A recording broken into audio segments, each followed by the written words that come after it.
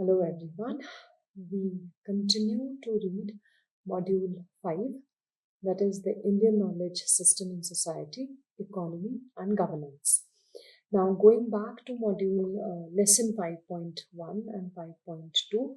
So in 5.1 we have talked about the social ethics and the harmony, where we talked about Varna, where we talked about Ashrama, and we talked about Dharma, their interconnectedness and their interplay in bringing about the society and for the well-being of people. And then in 5.2, we had talked about Kautilya's Arthashastra. Kautilya, who was the prime minister of the court of Chandragupta Maurya, who was the first emperor of the Maurya dynasty. And Arthashastra was brought into place so that things could be equitable, things could be justifiable, the public administration, the economy could run well. People had their key responsibilities, people had their key accountabilities, and where the ruler was actually the deciding factor, but then he also was bound with several duties and responsibilities that were laid upon him.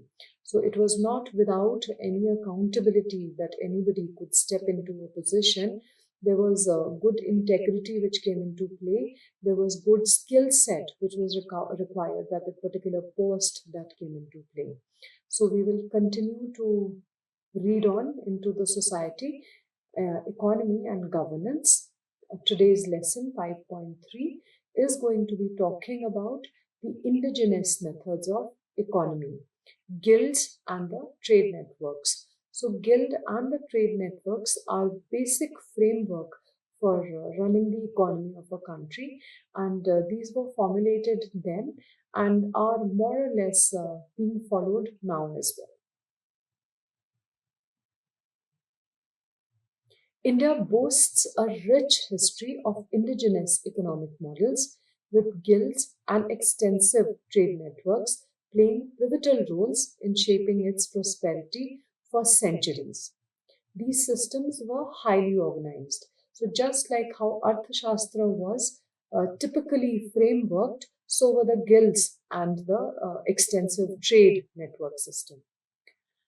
The role of ancient Indian guilds in trade and the economy was both vital and complex.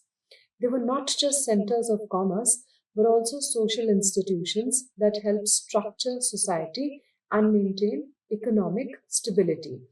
Now, for any kingdom, for any nation, for any country to grow, you do need a strong framework, a strong system of society, and also to go along with economic stability.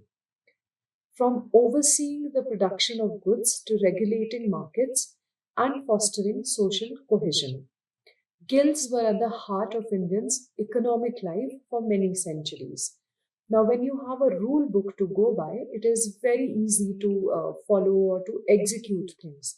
So, guilds basically provided that rule or a reference to whenever people got stuck with economic decisions or with marketing decisions or with trade decisions. Their influence was far reaching, affecting everything from local trade to international commerce. So there was trade and exchange back then also, but considering that each region could not produce the requirement that they had to trade. Each kingdom could not produce whatever they had, so trade was necessary. It was a kind of a barter system, but then, yes, monetary involvement was there. Even today, the spirit of the guild system can be seen in the way certain industries and communities continue to work together, upholding the values of collaboration, skill, and economic cooperation. So we do have, when we talk about, we are going to be talking about the extensive trade network that there was. So there we will talk about the Silk Route, which is very famous. That was basically for trading silk. So the nation which was providing silk traveled on that route, and whatever they traversed upon, they were trading with other goods instead of the silk. So it was kind of a trade then, but fair trade because things were quite in place for the traders, be it within that particular kingdom or the adjoining kingdom with where the trade was happening.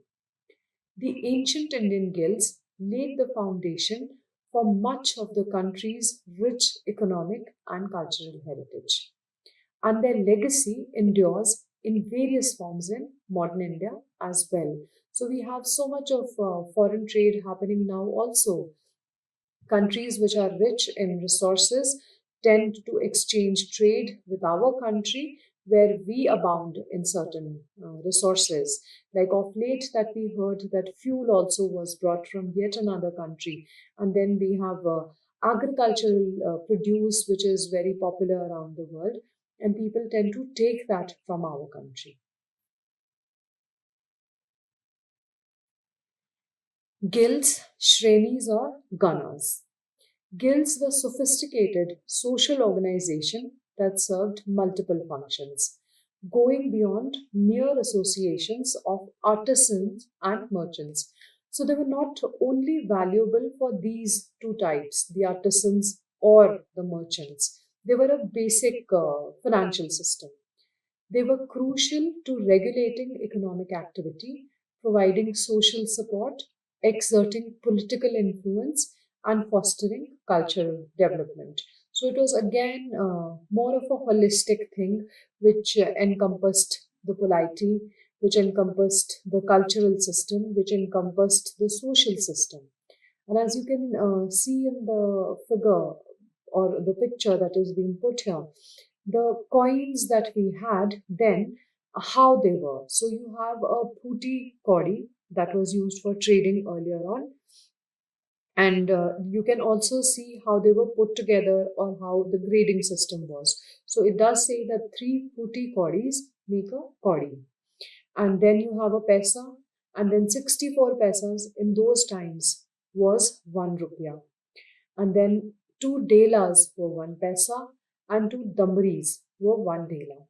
So you can see a picture of how a paisa looked like, how a dhela looked like, how a pie looked like, and how a damri looked like, or the shape or the size basically. Key features and functions of Indian guilds. So, economic regulation. What happened with the economic status? Quality control. Guilds set and maintain high standards for goods produced by their members, ensuring consistency and reliability in the market.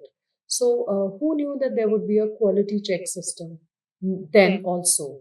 So, there was a quality check system which was ensuring the consistency and the reliability, basically, the entire quality of the product that was being sent outside. Price control. They regulated prices, preventing undue competition and ensuring fair return for their members. Production management. Guilds managed the production of various goods like textile, pottery, metalware, and jewelry, catering to both local consumption and export. So, if you remember the movie Mohenjo-daro, in that they have typically shown how a market of an older civilization looked like. There were traders and there was exchange also, and they have been shown fighting for the fair value of indigo generation that the farmers produced and brought to exchange at that market at Mohenjo-daro. Market facilitation. They acted as nodal points for commercial activity, managing local markets and mediating disputes, if there were any. I'm sure there would have been less because the system was fairly simple to understand and it was not very diverse also. Banking functions. Many guilds functioned like banks, accepting deposits, issuing loans, and engaging in charitable activities. So, all the need that was there, according to that economic system, we still have those needs and still the same economic system that we follow. So, now also, banks for us have deposit functions, they have issuing loans, they have engaging in charitable activities also.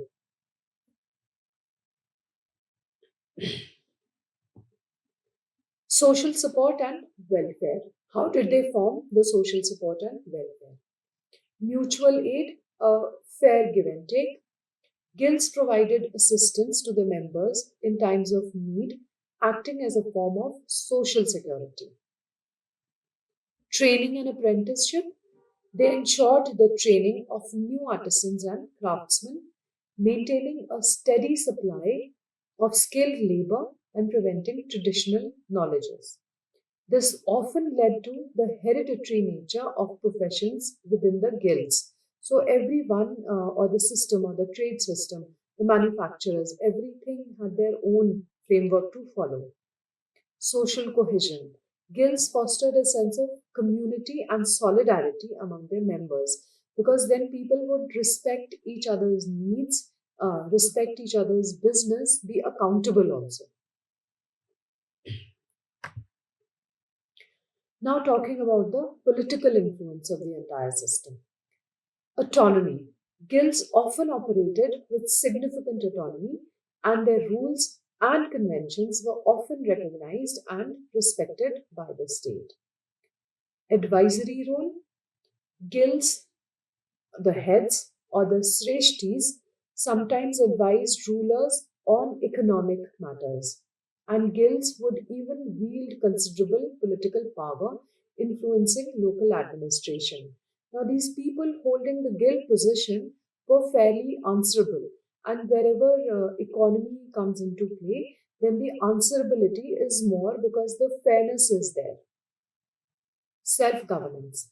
They had their own internal governance structures with executive officers, adhyakshas or the mukhyas, and the committees that they have. So, everywhere that we see that they had a strong systematic way of doing it so that it would be flawless. And if not completely flawless, but yes, a system for people to be answerable and accountable and responsible.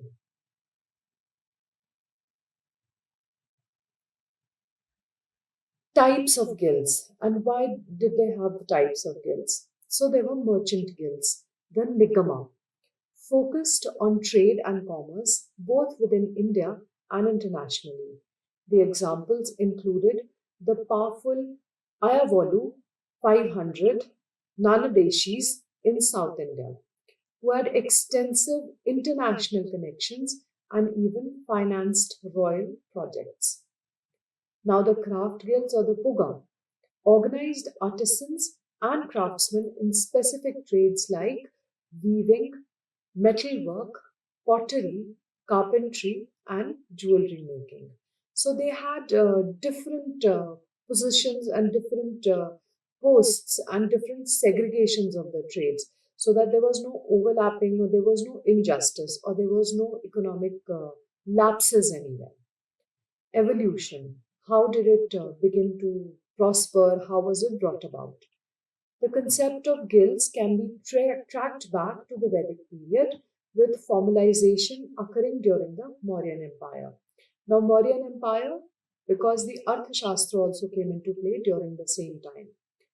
So, 322 to 185 BCE and continuing to flourish through the Gupta, that is 320 to 550 CE, and then ongoing to the Chola 850 to 1279 CE periods, and well into the medieval period as well. So anything which is fair, which has a set framework, just falls into place, has a system, and people keep adapting to that particular system for age long. Now, talking about trade networks. Ancient and medieval India was intricately linked to the rest of the world through a vast and sophisticated network of trade routes, both land and maritime. This extensive connectivity was a cornerstone of its economic prosperity. So, trade did bring about a lot of prosperity. Ancient Indian trade routes facilitated extensive exchange within and beyond the subcontinent, connecting cities, regions, and even continents through land and sea. Major routes including the Silk Road that we just talked about, the Grand Trunk Road, and the Spice Route, enabling the movement of goods like silk, valued product, then and now also spices, very valued and expensive still, textiles, and precious stones. Key aspects of Indian trade networks. Major trade routes. The Silk Road. India was pivotal intermediary on the Silk Road, connecting the Far East, China, with the Roman Empire and other parts of Europe. Because the Silk Road, if China had to go through India. Goods like silk, spices, and other luxury items transverse this route. Maritime routes, the one which included sailing. India's strategic location on the Indian Ocean made it a central hub for maritime trade. Now we know that India is a peninsula. We have waters on three sides, so we were very accessible to the maritime network. Key ports like Muziris, Baruch, and Arikamedu facilitated trade with Southeast Asia, the Middle East, and the Roman Empire. The spice route was a significant maritime network. Internal land routes. A dense network of internal land routes connected various regions of India, facilitating the movement of agricultural produce, manufactured goods, and raw materials. So everything was transported and shared and traded with. Roads were often well maintained, especially during empires like the Mauryan Empire. Key trade goods. What were the trade goods which held value? Textiles. India was renowned for its high quality cotton or silk textiles, which were highly sought after globally. Spices. Spices like pepper, cardamom, cinnamon, and cloves were major export commodities, driving a significant portion of maritime trade. Precious stones and metals. So there was gold, lapis lazuli, carnelian, and various gems were traded extensively. Other goods. So we had ivory. Up until then, ivory was not very protected because maybe the number of animals that may have been there may have been much more than what we have now. So pottery, metalwork, agricultural products, and medicinal herbs also formed part of the trade. Facilitators of trade. Standardized currency, empires like the Mauryan and Gupta period introduced standardized coinage. We just saw in the first slide the coins and their values. Example, punch marked silver and copper coins, which greatly facilitated long distance transactions. So there was a universal system of transaction with the help of coins. Political stability. Periods of strong centralized rule, such as the Mauryan and Gupta Empire, provided security of trade routes and fostered a conducive environment for commerce. Merchant communities. Organized merchant communities and guilds played a vital role in coordinating and executing large scale trade operations. Cultural exchange, which is very, very important. Trade networks were not just about goods, they also facilitated significant cultural exchange, including the spread of religions like Buddhism, ideas, and technologies. With this, we finish lesson 5.3 and quickly talking about what we just read in lesson 5.3, that we talked about indigenous models of economy, guilds, and trade network, how the guilds formulated and played an accountable part in developing the economy of any kingdom, how the trade formulations were there, how standardized things were there, and that is how development happened. Thank you.